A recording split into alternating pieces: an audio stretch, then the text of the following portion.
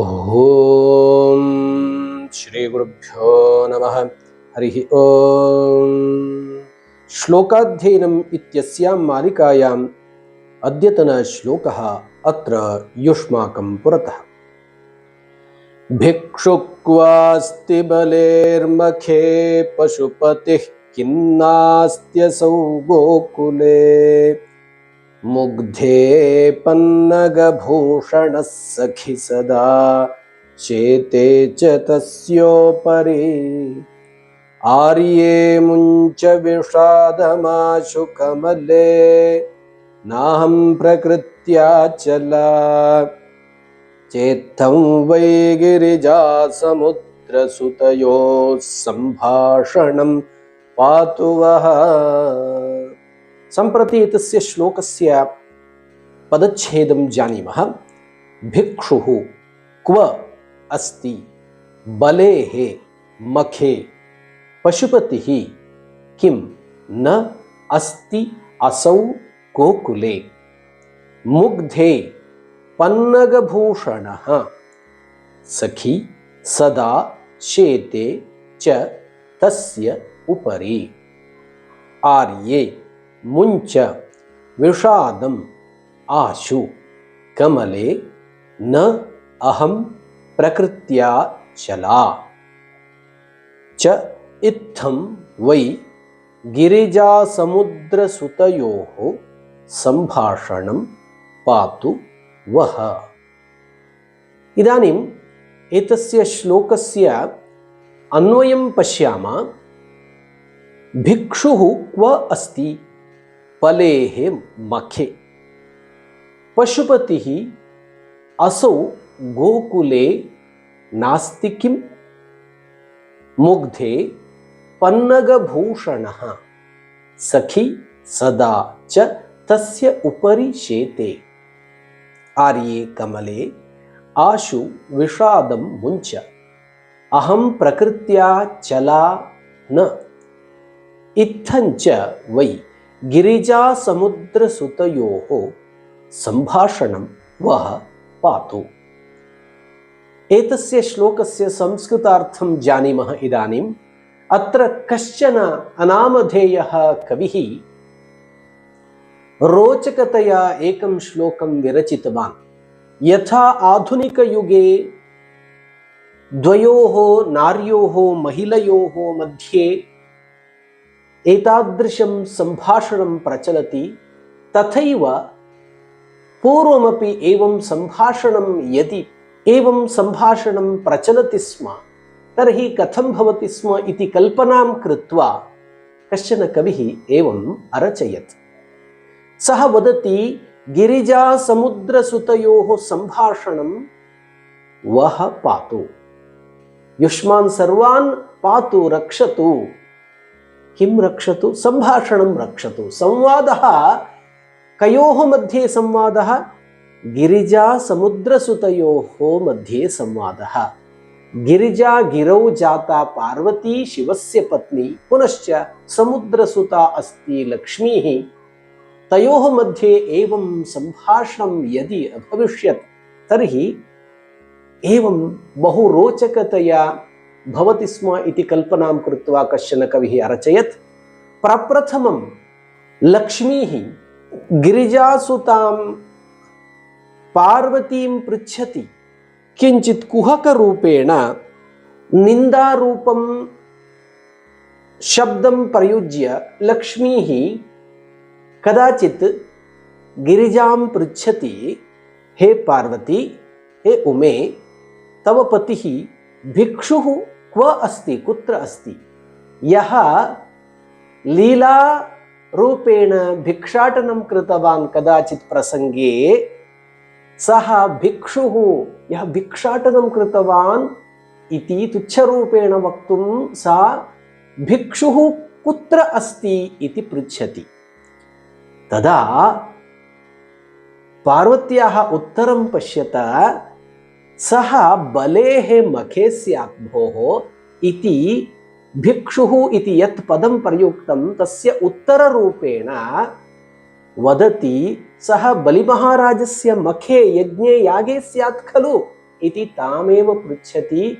यः भिक्षाटनार्थं बलेः मखे यज्ञे आसीत् सः कः? सः विष्णुः एव।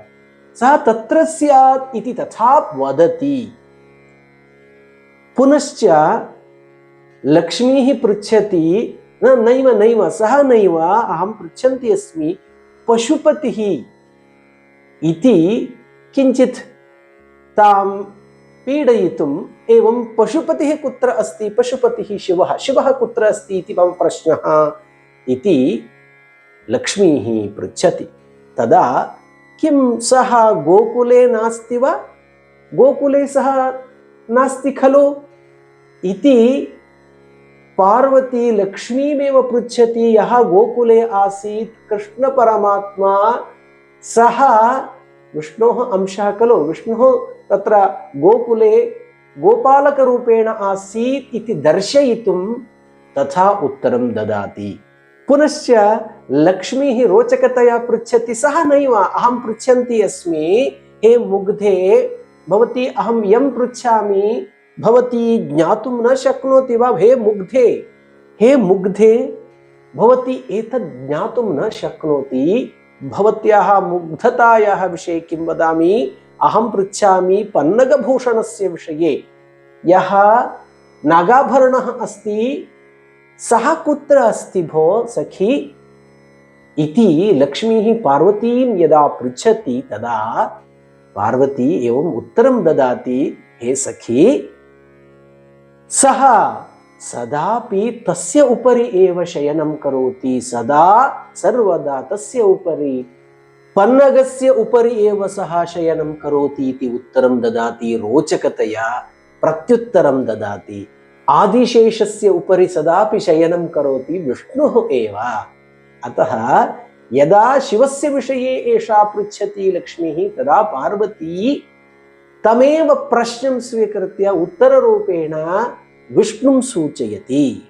तस्मिन् समये एषा लक्ष्मीः उत्तरम् अवगतवती, ज्ञातवती। अहम् अहङ्काररूपेण किमपि दर्शयितुम् अहम् इष्टवती पार्वती, तथा एव साधुरूपेण एव उत्तरं दत्वा पुनः वदति, हे आर्ये पूज्ये कमले आशु विषादं मुञ्च, एतादृशं गर्वरूपं विषादं मुञ्च, दुःखितापि न भव। भवती यथा प्रष्टुम् उद्युक्तवती तथा एव अहम् अवगतवती, तदर्थमेव अहम् एवम् उत्तरं दत्तवती। अतः विषादं दुःखं मुञ्च त्यज।